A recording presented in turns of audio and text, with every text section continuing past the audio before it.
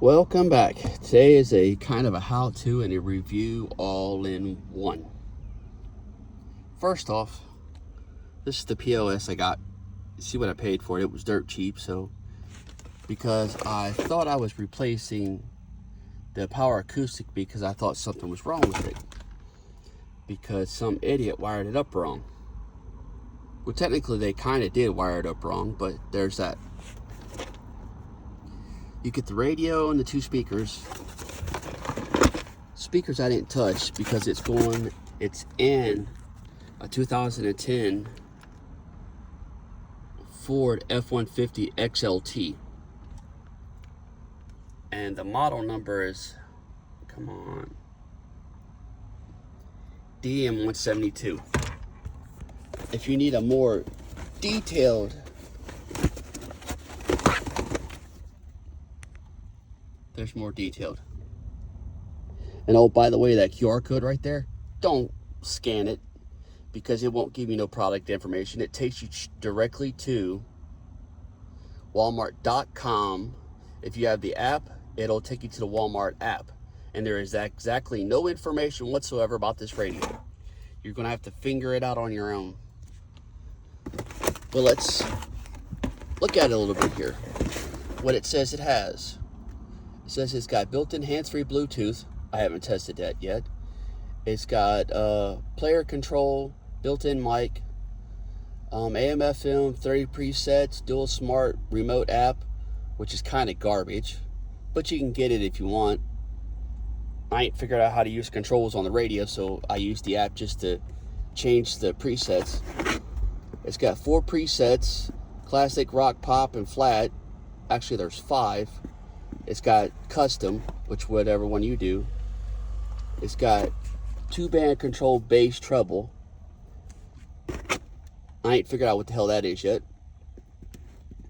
7-character LCD screen and 200 watt, 50 times 4. Includes 2 speakers that are 6.5, 65 watt peak. I will say probably 40 watt peak. Normal impedance is 4 ohm. I'm betting it's probably a 6, but it says 4, but we'll go. Sensitivity is 89. That's about as good as a Rockford Fosgate, if that tells you anything. Yeah, I know, shit. Anyway, let's get back to installing this headache. And believe me, it was a headache. First of all, you're going to get a wiring harness. And they're going to give you 2 pieces. They're going to give you this. They're going to give you that.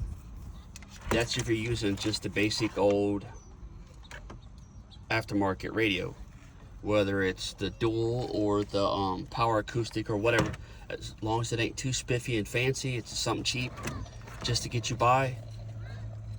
This will come in the kit because somehow or another you're supposed to splice this to make that work. I didn't figure it out. I couldn't find a reputable wiring harness diagram, so there's that. Okay. Here's what I did. Orange wire is a dim wire, which because, as you can see here, as far as I know, it ain't too bright, but I'm fixing to find out when I go see Union Underground at night. So yeah, we'll see about that. And this is an antenna wire for power antenna. This one here, the blue and white, is actually the remote wire for the head unit that runs back, and this actually does kind of use the amplifier. I don't know how, but you'll see in a minute. Okay, it comes with a fuse here, which is a little dinky little fuse. I'm not a big fan of barrel crimps. I couldn't find my wire nuts, and I forgot I had the blue ones. So I just crimped the stupid thing because it was right there and me being lazy and not looking. So there's that. And then you got the antenna wire. I haven't hooked an amp up to it yet, so I don't know if it works. But this is where it gets tricky, because you hook up all the basic wires with an exception of one. You get everything hooked up like it says to do, and then you turn it on and wait. There's absolutely no power, and you can't figure out why. Well, since a lot of people won't tell you, they want you to use both things, I'm going to tell you. This remote accessory wire right here is useless. If you pull this off and you look where this spot is, there's absolutely nothing there. How do you fix that? Well, one of two ways. Since you done pulled this off, which I'll explain how to do that. I'm not showing you because somebody else did it, and this is more about the wiring than it is about the taking everything apart, but I'll explain to you how all this garbage comes apart pretty easy. The AC, you can daisy chain off the AC. I think it's the orange and white. I didn't do it. I went to the fuse 41 because that's the actual accessory fuse. So that's where I went. And I'll show you how I did that in a minute. So you can daisy chain off this if you want. I don't, because if something ever happens to your AC unit and it ends up blowing, especially if you get a cheap one like this, it's going to blow your controls on your AC. Rather be on the load side of the fuse, then that way it's not blowing a whole bunch of garbage up. Okay. And as you can see, that's what I did. That's the wire, and it's ran behind that. Pull the pull this out. You pull that one in. You pull that one in at the same time, and it falls down. And then you run your wire, your amp wire, and your remote wire for your amp, and all the other good garbage. Okay, now how this come apart.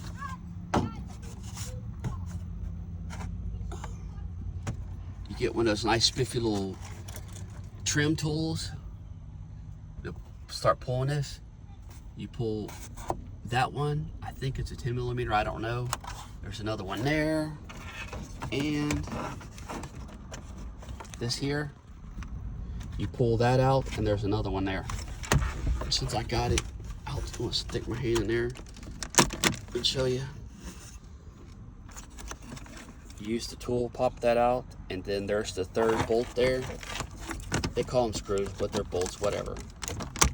And it's the same as the other two. Then now that you got this loose, take your trim tool and you work your way around this. These little pieces here, you got to pop them out, because you won't be able to get this out without doing it, because they're kind of tight together. You just want to kind of loosen them up a little bit. And then once you do that, you just pull it out, hook all your stuff up, and bam, you're done. That's if you're replacing the whole thing. If you're just taking the stereo out, then it's pretty self-explanatory when you get to that point. It ain't too bad. So there's that. Now, let's go on with testing this baby out. I had to go to the park because the idiot across the street from me was blaring his music, and y'all know how YouTube is and copyright infringement, so there's that. So we're gonna see if it catches for me. And it starts right up. It's got a bunch of basic settings. You got your mode, Onyx, this. You can play with it, and you got this and that. There's some other features that I ain't really messed with. I don't really care. Because it's just cheap. Then you push that, and then you can take and you go through the settings, adjust it. You turn this to turn the loud on. So what I'm going to do is I'm going to get a little creative here. There's a website that I get a lot of my free music from for my videos. Since if you've watched any of them and you started noticing, they ain't too bad.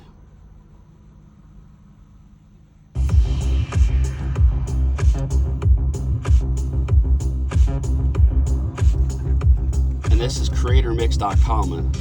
There's going to be a few songs, but that's who originally does it. That's where I get my music from. And as you've seen, this is all in basic.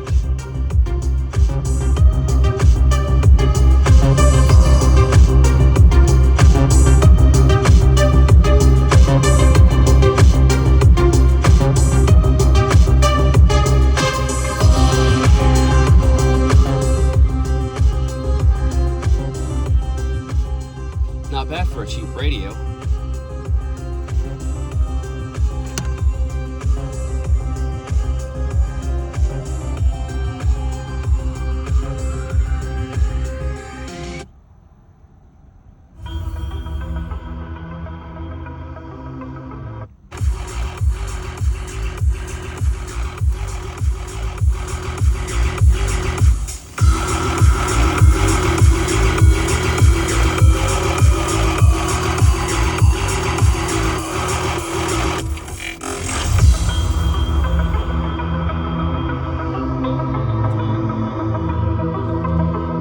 See it.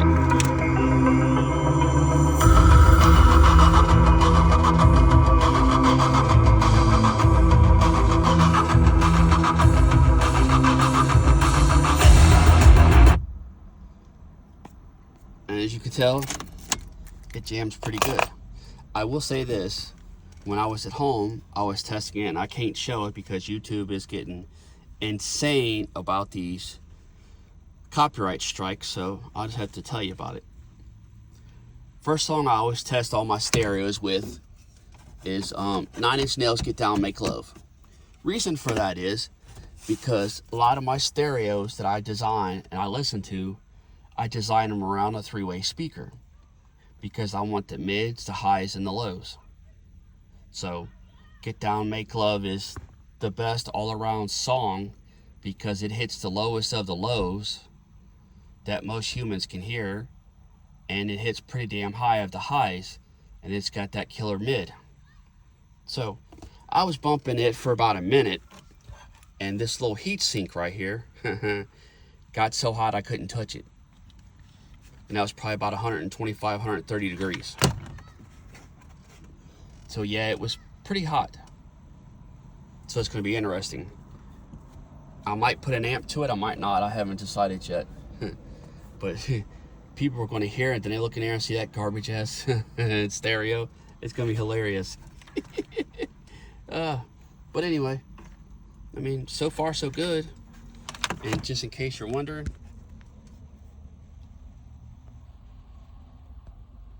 the fuse panel is down there off to the right side by that kick plate. There's a little kick plate that you got to pull off. When you get down there to look at, you'll see what I'm talking about. It ain't really that hard. It's fairly easy. Thanks for stopping by.